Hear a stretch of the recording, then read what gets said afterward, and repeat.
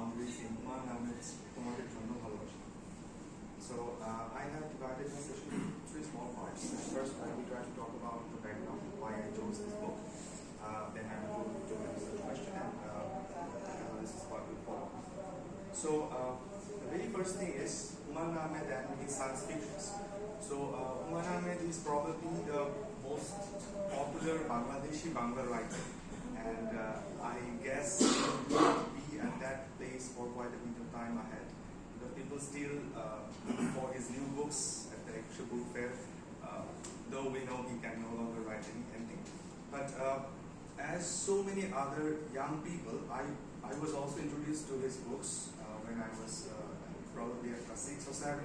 And I was also, like so many other people, fascinated about his writing style, how he portrayed such silly incidents, a very common story with wonderful phrasings. But little did I know about science fictions. He has a quite separate, yet quite strong pattern of writing science fictions.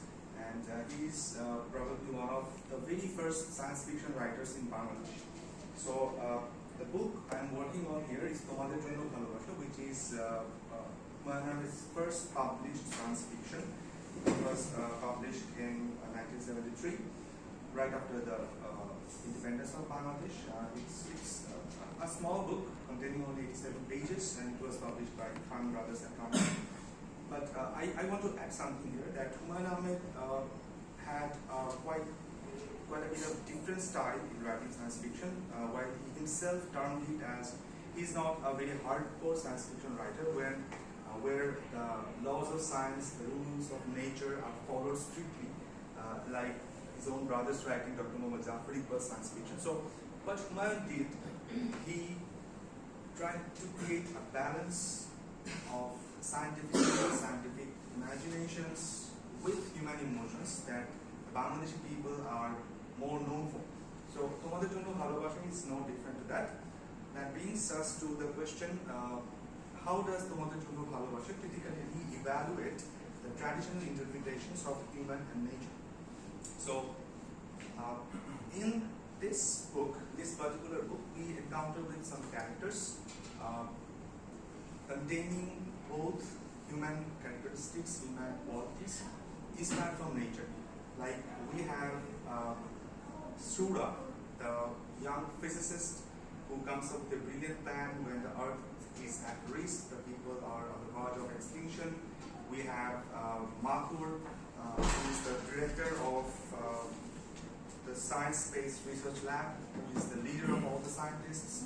We have CPC, a central computer, which is created by cloning or copying the human neurons and the logic with the emotional system. And we have some very common people characters, and last but not the least, we have Fiha, the greatest scientist humankind has ever witnessed in this world. So what is different in this? What makes it a bit different from what we traditionally think about human and nature in our science fictions or in our general storytellings? The first thing that surprises me is Humayun Ahmed tells about a situation where Earth is at the risk of extinction. There is something going on in the fourth dimension, and the Earth is going to be expired in 1.5 years almost. And in general setup, in general books, or in general science fictions that we encounter with, often it is portrayed through the eyes of the common people, what the common people think, what the common people believe, or how they react. What he did, he showed it from the perspectives of the scientists, who is generally known for their logical thinking, who generally stay calm and come up with brilliant ways to say, but rather, here we can see that the scientists are panicking, they are sad, they are losing their temper, like all the other common human have. The general emotions, we see that in the scientists and from their perspective. The second thing is, in the world, he's talking about the Earth probably after 4,000 or 5,000 years from now on, where the world is ruled by the scientists, not the politicians. The scientists are in power. So what it does to the Earth is they are continuously inventing things, they're continuously trying to make the life of the people better, but they are also in a fight between nature and the survival of human. So they are winning against some of it, but they are also losing at some of the battles. Like people are getting free of diseases, they can live quite a bit longer time, but they cannot yet stop the process of aging. At the progress of time, they are aging, and so that the scientists have come up with the idea where people can go hibernate after 80 or 90 years. And in the book, very specifically, it is termed as that the government's investment, quote unquote, is not very much returning as an investment when the person is crossing the 80 or 85 years age bump. He is no longer that much of a working person anymore. So the third thing is, So the story tells us about a planet located at Andromeda Galaxy called Taifa, and the people there have cracked the fourth dimensional equation, and they are trying to grab all other living beings, all other planets within their grasp, within their power, as somehow they are feeling like they have received a godly power in them. And people at Earth are still struggling with the three-dimensional world, where there is no possible solution for the 4D equation. And when the computer projects that the Earth is going to extinct, people come up with ideas that the children of the world, children of the Earth, can be saved by sending them to a spaceship. But they are not thinking about protecting the Earth.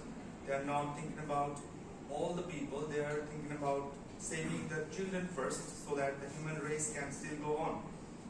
The fourth thing is what makes it beyond the general human and nature relationship or interpretations is the advanced people in this, or the advanced creation in this, is the planet called Taifa, where people are solving, as I said already, solving all the modern problems, all the power equations they have solved.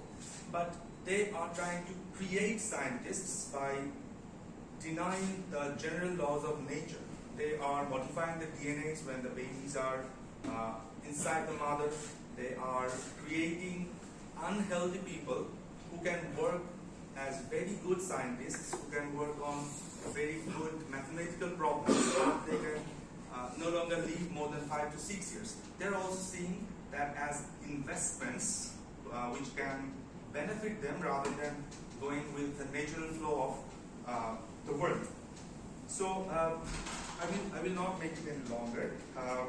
We also cannot escape Humayun Ahmed's usual epigram, what he follows in his books quite often. Like the greatest scientist of all time, Fiha, who eventually solves the problem, a bit of spoiler at the very end, but he is the greatest scientist that Earth has ever seen. At some point, he speaks, quote unquote, following science or pursuing science is utterly useless.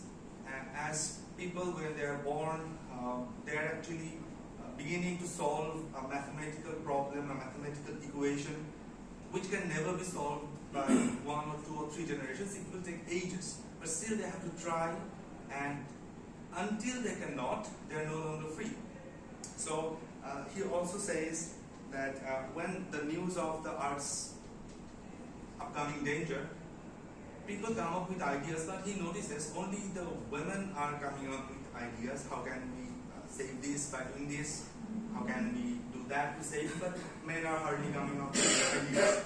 So at the very end, he dies. He's killed by a common man who is compelled to kill Fiha because he cannot see his family if he doesn't do it. But eventually, the people on Earth turns Fiha's lifeless body into a star, blue star in fact, which keeps reminding them that he still has love for everyone, which can save the Earth, which can save nature itself. So that's it from today. If you have any questions, you can ask.